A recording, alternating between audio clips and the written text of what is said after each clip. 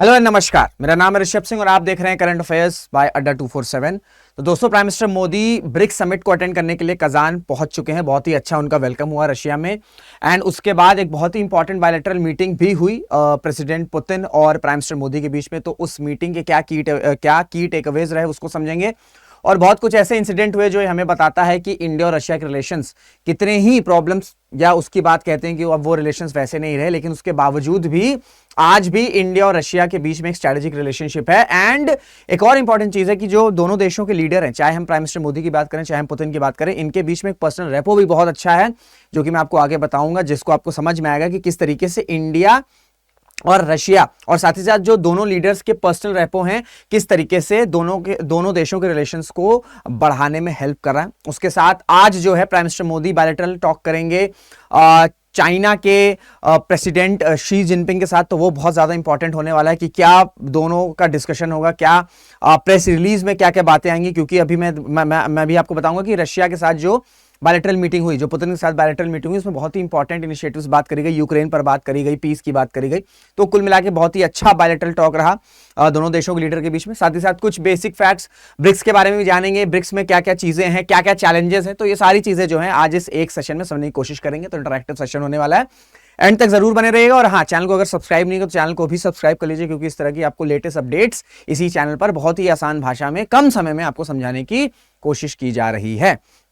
तो PM Modi arrives in Kazan for BRICS summit to meet president Putin और Xi, ठीक है, जी मतलब जी जिनपिंग जो चाइना के प्रेसिडेंट हैं। और जब ये बायलैटरल मीटिंग खत्म हुई आपका प्रेसिडेंट पुतिन और प्राइम मिनिस्टर मोदी के बीच में, तो उसके बाद प्राइम मिनिस्टर मोदी ने फॉर्मल इन्विटेशन दिया है व्लादिमीर पुतिन को कि वो 2025-26 यानी कि अगले साल, ठीक है, अगले साल जो इंडिया रशिया का एनुअल समिट होता है उसको अटेंड करने के लिए पर्सनली भारत आए। तो इससे आप समझ सकते हैं कि जो बायलैटरल टॉक हुआ है वो बहुत ही अच्छे लेवल पर हुआ है। तो अब किन किन मुद्दों पर बात करी गई, देखिए सबसे पहले तो प्राइम मिनिस्टर मोदी ने ये खुद कहा, जो इनविटेशन आया था इंडिया को इनविटेशन दिया गया था उस पर उन्होंने थैंक्स कहा। उसके बाद ये भी बोला है कि रशिया के पास जो इस बार ब्रिक्स की समिट है या जो ब्रिक्स की चेयरमैनशिप है, जो चेयरशिप है, उसमें रशिया ने कई सारे एफर्ट्स किए हैं। चाहे मल्टीलेटरिज्म की बात कर लें, फिर सस्टेनेबल डेवलपमेंट किस तरीके से दुनिया में बढ़ सकता है उसको एडवांस करने के लिए रशिया ने बहुत ही एक पॉजिटिव स्टेप्स निभाए हैं ब्रिक्स की चेयरमैनशिप के साथ। और साथ ही साथ ग्लोबल गवर्नेंस रिफॉर्म को भी पुश करने की बात की है रशिया ने। ये बात प्राइम मिनिस्टर मोदी ने खुद कही है और एक तरह से रशिया की तारीफ करी है। उसके बाद दोनों लीडर्स ने कई सारे मुद्दों पर बात किया, चाहे हम जियो पॉलिटिकल बात कर लें, चाहे हम पॉलिटिकल इश्यूज की बात कर लें, चाहे हम इकोनॉमिक इश्यूज, चाहे हम इकोनॉमिक टाइज की बात कर लें। फिर डिफेंस सबसे इंपॉर्टेंट है आपका डिफेंस। जस्ट अ सेकंड, सबसे जो आपका इंपॉर्टेंट टाइज है आपका क्रूड ऑयल और डिफेंस, ये बहुत ज्यादा इंपॉर्टेंट है। तो डिफेंस पर बहुत ज्यादा डिस्कशन हुआ है। उसके बाद एनर्जी, किस तरीके से एनर्जी को बूस्ट किया जा सकता है, किस तरीके से ग्रीन इनिशिएटिव्स को बढ़ावा दिया जा सकता है इंडिया, रशिया और समेत पूरी दुनिया में।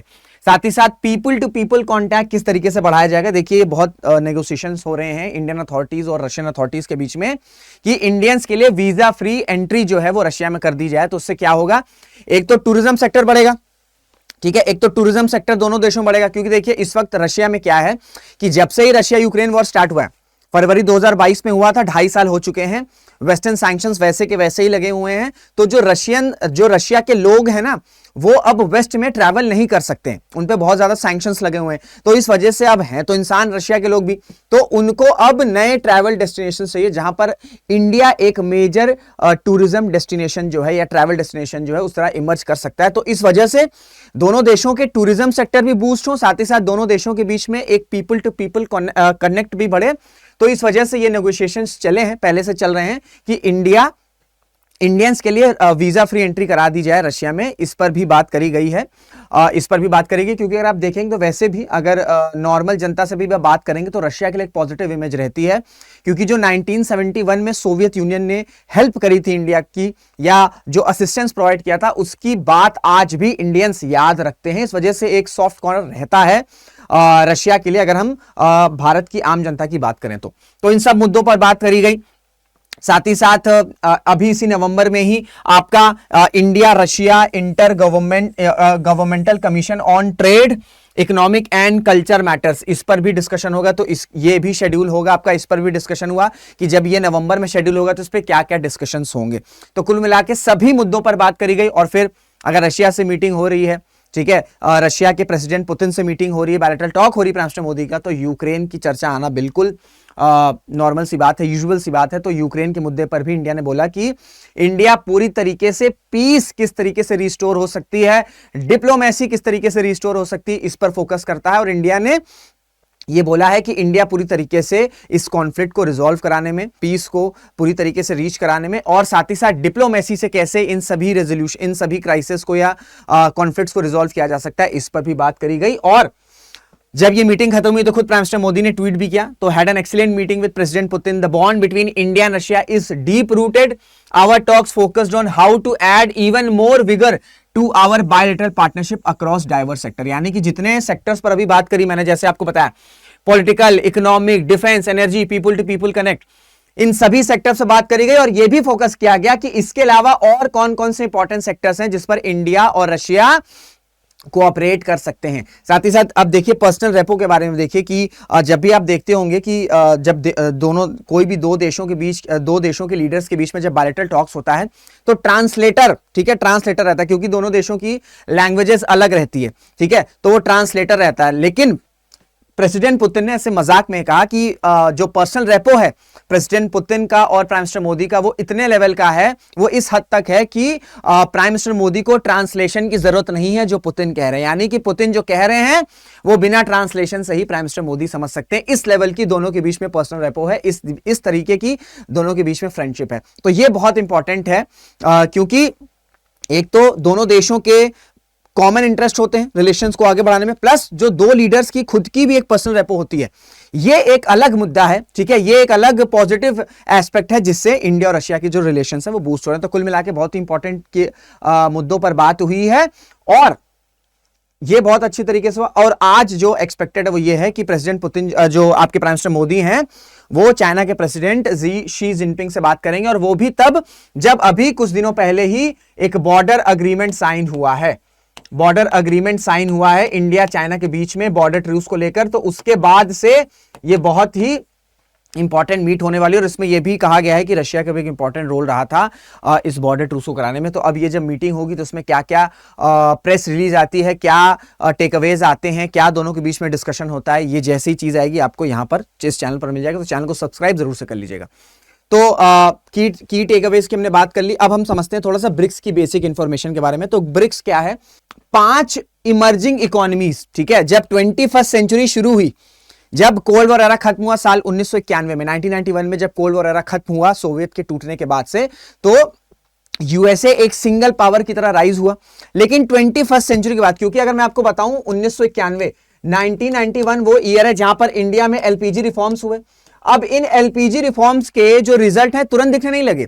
ये आपका जब 21st सेंचुरी शुरू हुई, यानी कि 2000 के बाद से ही आपका एलपीजी रिफॉर्म्स के जो रिजल्ट्स हैं वो दिखने लगे। भारत की इकोनॉमी जो है, जीडीपी जो है वो बढ़ने लगी, ठीक है, इन्वेस्टमेंट आने लगे। तो इस वजह से 21st सेंचुरी की स्टार्ट में कई सारी मेजर इकोनॉमीज का राइज हो रहा था, चाहे हम अफ्रीका में बात कर लें, चाहे हम एशिया में बात कर लें। तो इसी वजह से एक ये जितनी भी इमर्जिंग इकोनॉमीज है, इनका एक ग्रुप हो जिसको ब्रिक्स नाम दिया गया। पहले ये ब्रिक था, यानी कि ब्राजील, रशिया, इंडिया, चाइना, पहले ये 4 थे सिर्फ, ठीक है। साल 2010 में साउथ अफ्रीका को भी ऐड किया गया, क्योंकि ऑब्वियस सी बात है अफ्रीका पर फोकस था।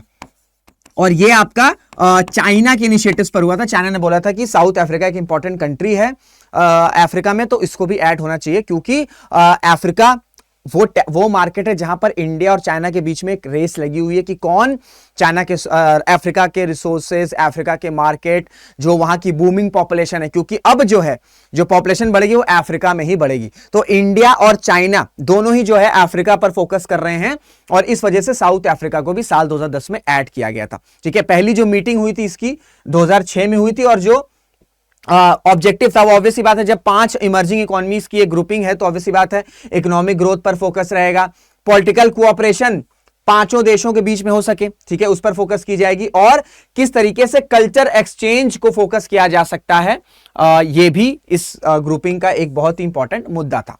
अब क्या हुआ, 2023 में जो ब्रिक्स समिट हुआ था, लास्ट ईयर जो ब्रिक्स समिट हुआ था, उसमें ब्रिक्स को एक्सपेंशन की बात करेंगे, क्योंकि बहुत टाइम से बोला जा रहा है कि ब्रिक्स को एक्सपैंड किया जाए, क्योंकि अब जो है ये जो ग्रुपिंग हुई थी ये 21st सेंचुरी के फर्स्ट डेकेड में हुई थी, अब हम 21st सेंचुरी के थर्ड डेकेड में हैं, तो बहुत सी और इमर्जिंग इकोनॉमीज जो है वो राइज कर रही हैं। तो ऐसे में जो ग्रुप का ऑब्जेक्टिव था कि इमर्जिंग इकोनॉमीज का ग्रुप हो, उसके तहत देखा जाए तो और कंट्रीज को भी ऐड करना होगा। तो जब 1 जनवरी 2024 इस साल की जब शुरुआत हुई तो 5 और कंट्रीज ने ऐड किया, ये आप याद रख लीजिए, आपसे पूछा भी जा सकता है। इजिप्ट, ठीक है, इथोपिया, ईरान, सऊदी अरेबिया और यूनाइटेड अरब इमिरेट्स, इसके साथ साथ अर्जेंटीना भी ऐड हुआ था, लेकिन अर्जेंटीना ने यूएस के प्रेशर में अर्जेंटीना ने ये मेंबरशिप से बैक ऑफ कर लिया, ठीक है, अपने आप को पुल ऑफ कर लिया।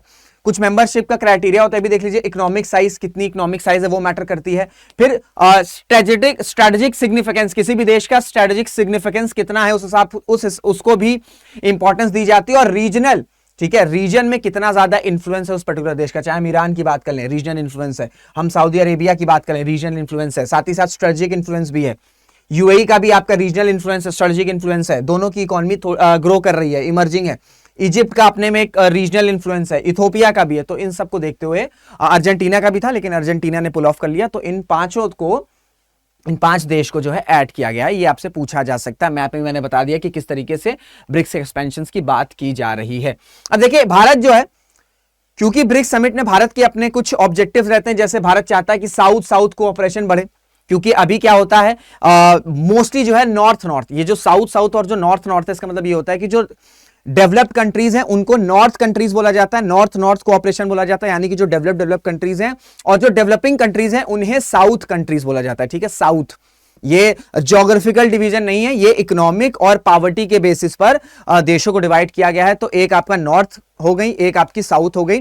तो इंडिया हो गए, चाइना हो गए, सब डेवलपिंग कंट्रीज में आते हैं, और बाकी बहुत से ऐसे देश हैं। तो इसी वजह से भारत हमेशा साउथ साउथ कोऑपरेशन की बात करता है कि ओवर द टाइम क्या हो रहा है कि नॉर्थ नॉर्थ बहुत कोऑपरेशन रहा है। तो ऐसे में अब समय आ गया कि साउथ साउथ जो कंट्रीज हैं उनके बीच में कोऑपरेशन हो, साथ ही साथ टेक्नोलॉजी ट्रांसफर हो सके, जितने भी ब्रिक्स में देश हैं उनके बीच में टेक्नोलॉजी ट्रांसफर हो सके, so that green energy initiatives पर सिर्फ बातें ना हो, उसका इंप्लीमेंटेशन भी हो। फिर आपका इंडिया जो है ब्रिक्स के माध्यम से ये कहता है, क्योंकि एशिया इतना बड़ा कॉन्टिनेंट है और एशिया में सिर्फ एक देश को ही परमानेंट सीट मिली है यूनाइटेड नेशन सिक्योरिटी काउंसिल में। तो भारत का ये स्टांस रहा है कि यूएन को रिफॉर्म करने की नीड है, और सबसे ज्यादा जो रिफॉर्म करने की नीड है वो है UNSC, that is United nation security council, और उसमें भारत को भी ऐड करना चाहिए, क्योंकि इतना बड़ा कॉन्टिनेंट है एशिया का और उसका रिप्रेजेंटेटिव मात्र एक देश नहीं बन सकता है। तो ब्रिक्स एक प्लेटफॉर्म होता है जहां पर भारत जो है परमानेंट सीट की बात करता है। अब अगर हम चाइना और रशिया के बीच की बात करें कि वो ब्रिक्स को किस तरीके से देखते हैं, तो ट्रेड और इकोनॉमिक कोऑपरेशन, ठीक है।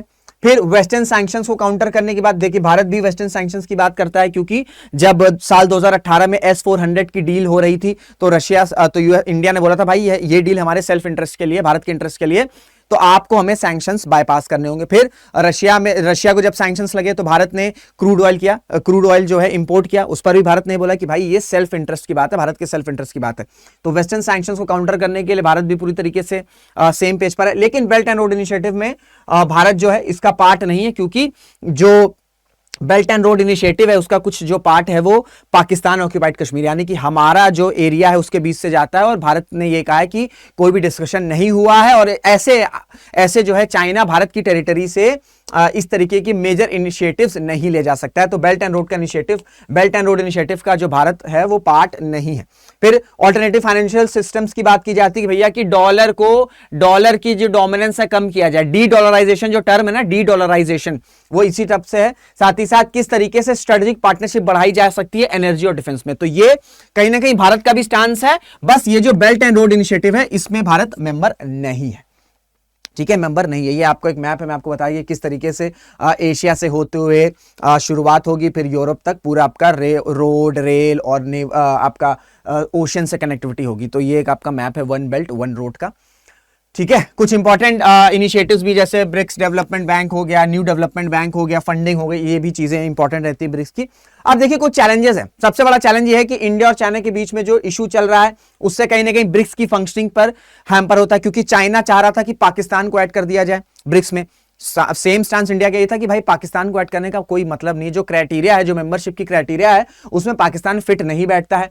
फिर रशिया जो आइसोलेट है क्योंकि यूक्रेन क्योंकि सैंक्शंस लगे हैं रशिया यूक्रेन वॉर के बाद से। उसके बाद ब्रिक्स नेशन में ही इकोनॉमिक डिस्पैरिटी भी है, जैसे इंडिया की इकोनॉमी अलग है, चाइना की इकोनॉमी बहुत ज्यादा स्ट्रांग है, फिर रशिया अभी सैंक्शन से झेल रहा है, ठीक है, ब्राजील में भी कुछ इश्यूज चल रहे हैं, ठीक है, साउथ अफ्रीका में भी अपने कुछ इश्यूज चल रहे हैं। तो जो इमर्जिंग इकोनॉमी का कॉन्सेप्ट था, अब ये देखा जा रहा है कि विद इन ब्रिक्स ग्रुपिंग ही एक तरीके से डिस्पैरिटीज देखी जा रही है। जो देश ऐड हुए थे एज अ इमर्जिंग इकोनॉमी के क्राइटेरिया पे, अब उन्हीं देशों में कुछ ना कुछ इश्यूज आ रहे हैं, चाहे हम ब्राजील की बात करें, चाहे हम साउथ अफ्रीका की बात करें, रशिया में भी इकोनॉमिक क्राइसिस चल रहा है, इसी वजह से वो काफी ज्यादा चाइना के करीब आ गया है। तो ये सारे चैलेंजेस जब तक रिजॉल्व नहीं होंगे, ब्रिक्स एज अ ग्रुप एक ऑल्टरनेटिव जो ये ऑब्जेक्टिव था कि ये जो इंटरनेशनल ऑर्गेनाइजेशंस हैं जो कि वेस्टर्न बैक्ड हैं, उसका एक ऑल्टरनेटिव ब्रिक्स बन सकता है, स्पेशली ग्लोबल साउथ कंट्रीज के लिए, साउथ कंट्रीज के लिए। वो चीजें तब तक नहीं फुलफिल होंगी जब तक ये सब जो चैलेंजेस हैं, जो टेंशंस हैं, जो डिस्पैरिटीज हैं, वो रिजॉल्व नहीं होगा। तो ये आपका पूरा होलसम रहा ब्रिक्स का, और जो आपका प्रेसिडेंट पुतिन और प्राइम मिनिस्टर मोदी की जो बायलैटरल मीट हुई। आई होप आपको ये समझ में आया होगा। अगर ऐसा लगा है तो इसे शेयर जरूर करेगा। मुलाकात करेंगे आपसे अगले वीडियो में। जय हिंद, जय भारत।